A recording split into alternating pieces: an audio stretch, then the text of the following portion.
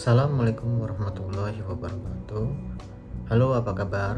Bertemu lagi dengan saya Hasnan Kandri, mahasiswa program Pasca Sarjana Magister Manajemen Universitas Tridinanti Palembang, dengan nomor induk mahasiswa 224 841 005. Video ini dibuat sebagai tugas akhir mata kuliah Sistem Informasi Manajemen dengan dosen pengampu Dr. Yohan Naftali, STMM. Latar belakang pendidikan dan pekerjaan saya sekolah dasar di Madrasah Ibtidaiyah Negeri 1 Palembang. Kemudian SMP Negeri 3 Palembang, dilanjutkan ke SMA Negeri 3 Palembang. Saya melanjutkan ke Diploma 1 jurusan Kepabeanan dan Cukai Sekolah Akuntansi Negara atau STAN. Kemudian melanjutkan S1 akuntansi di Universitas Terbuka. Saya bekerja di bawah Kementerian Keuangan Direktorat Jenderal Bea dan Cukai, tepatnya pada Kantor Pengawasan dan Pelayanan Bea dan Cukai tipe Madya Pabean B Palembang.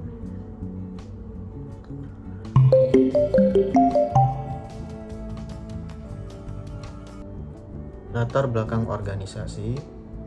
Direktorat Jenderal Bea dan Cukai merupakan salah satu unsur pelaksana tugas pokok dan fungsi Kementerian Keuangan di bidang kepabeanan dan cukai. Bea dan cukai berasal dari kata bea, adalah pungutan yang dikenakan atas keluar masuknya barang atau komoditas yang berkaitan masuk dan keluarnya daerah pabean. Pungutan bea ini bersifat wajib dan dikenakan pada produk hasil ekspor dan impor. Biaya yang dikenakan atas impor disebut biaya masuk, dan biaya yang dikenakan atas barang keluar disebut biaya keluar. Cukai adalah pungutan negara yang dikenakan terhadap barang-barang tertentu yang mempunyai sifat atau karakteristik yang ditetapkan dalam Undang-Undang Cukai. Direktorat Jenderal Bea dan Cukai mempunyai tugas pengawasan dan pelayanan atas lalu lintas barang yang masuk dan keluar wilayah Republik Indonesia, pemungutan penerimaan negara berupa bea masuk dan cukai serta pungutan negara lainnya. Selain tugas pokok tersebut, Direktorat Jenderal Bea dan Cukai juga mempunyai fungsi dan peran, yaitu 1. Trade Facilitator, yaitu Direktorat Jenderal Bea dan Cukai sebagai pemberi fasilitas dalam perdagangan, terutama dalam hal perdagangan internasional. Kedua, Industrial Assistance, yaitu melindungi industri dalam negeri dari persaingan tidak sehat dengan industri sejenis dari luar negeri. Ketiga, Community Protector, yaitu melindungi masyarakat dari masuknya barang-barang berbahaya.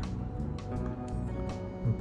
Revenue Collector, yaitu Direktorat Jenderal Bea dan Cukai sebagai aparat pemerintah yang bertugas memungut penerimaan negara berupa bea masuk, pajak dalam rangka impor, bea keluar, dan cukai secara maksimal.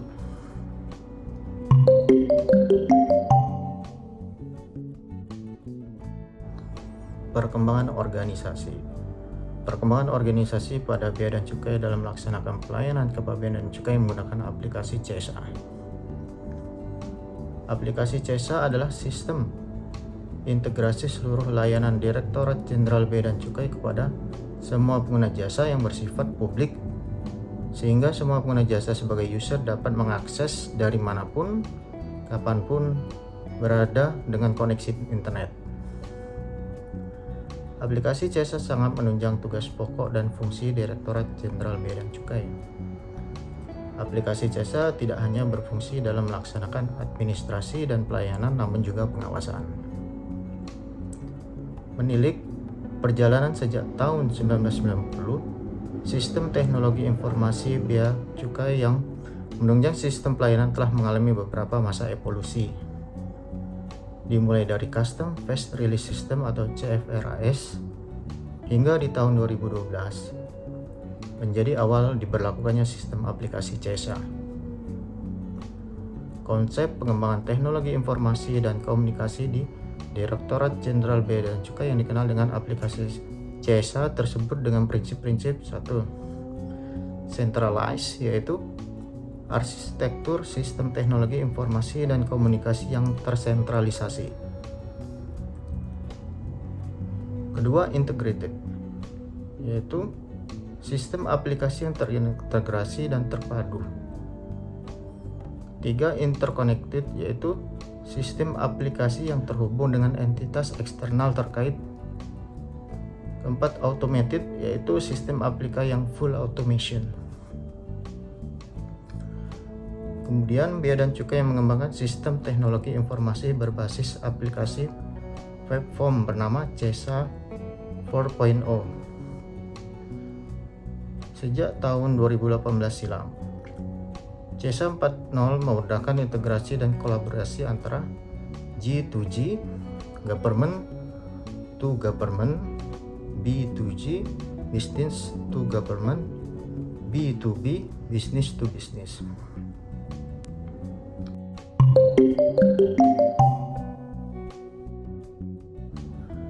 Masalah dan solusi sistem informasi. CESA 4.0 diluncurkan pada kuartal 1 tahun 2021. Pada saat itu terjadi migrasi data dari CESA lama ke CESA 4.0.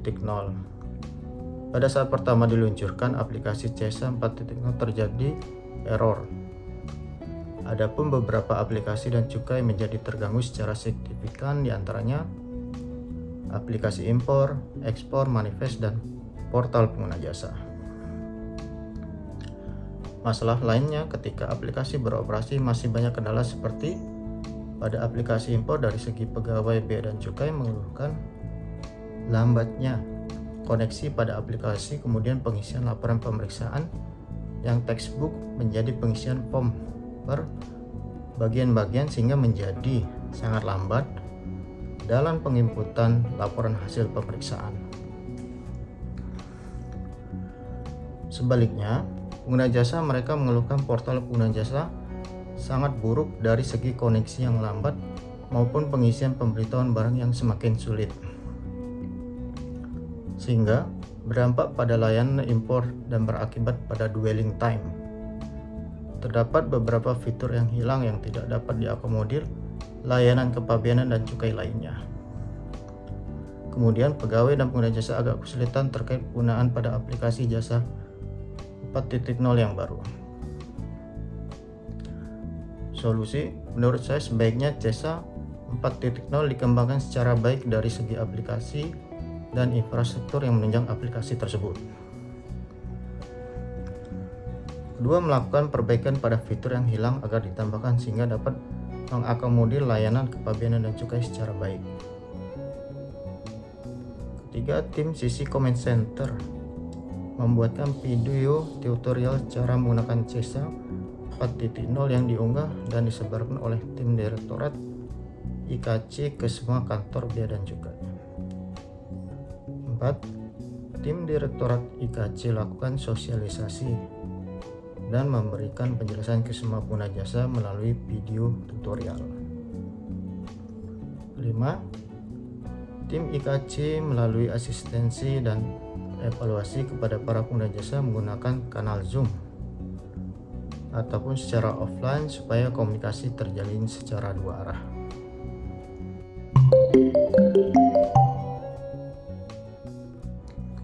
Kesimpulan dan syarat. Kesimpulan, Direktorat Jenderal Bea dan Cukai dengan tugas dan fungsi telah mengikuti perkembangan teknologi informasi dan komunikasi dengan mengupgrade aplikasi CESA yang lama ke CESA 4.0 walaupun seiring peluncuran terdapat kendala, namun bertahap dapat diatasi dan menjadi aplikasi yang sangat menunjang tugas pokok dan fungsi bea dan cukai pada saat ini. Pada aplikasi terjadi penyederhanaan layanan hingga mempercepat proses pelayanan kepabeanan dan cukai. Saran, kedepannya bea dan cukai harus tetap mengembangkan aplikasi yang lebih canggih lagi dengan melibatkan SDM yang memiliki kualifikasi pada pengembangan teknologi informasi dan komunikasi dan membekali sumber daya manusia Direktorat Jenderal Bea dan Cukai terkait keahlian di bidang teknologi informasi dan komunikasi dengan sekolah hingga ke luar negeri. Kemudian, menggandeng software developer yang handal sehingga pengawasan dan pelayanan menggunakan aplikasi CESA berjalan dengan baik. Bea cukai makin baik.